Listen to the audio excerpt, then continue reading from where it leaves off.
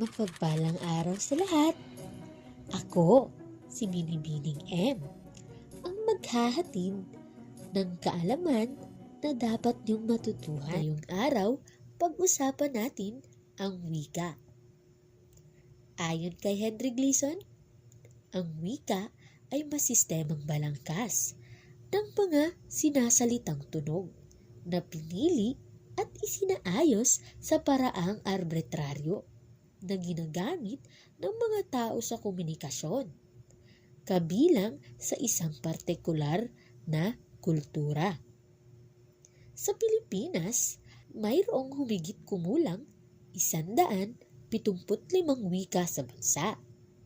183 kasama ang hindi katutubong wika.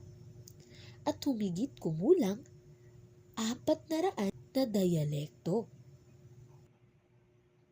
Tandaan na wika ang tawag sa mga sumusunod at hindi diyalekto.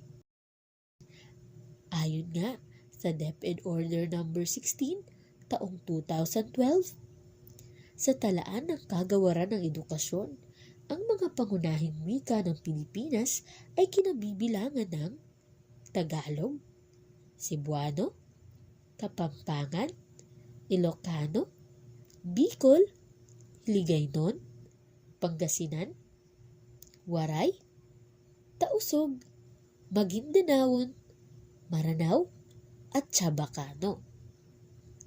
Ang karamihan sa mga wika sa Pilipinas ay bahagi ng malaking pamilya ng mga wika na tinatawag na Austronesia o Austronasio.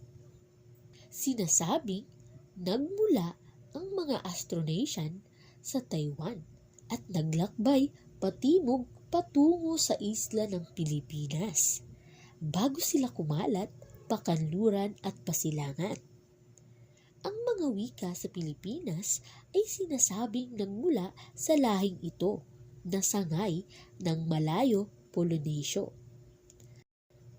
Ayon ito sa Komisyon ng Wikang Filipino taong 2021. Alam niyo ba na nahahati sa dalawang grupo ang mga wika sa Pilipinas?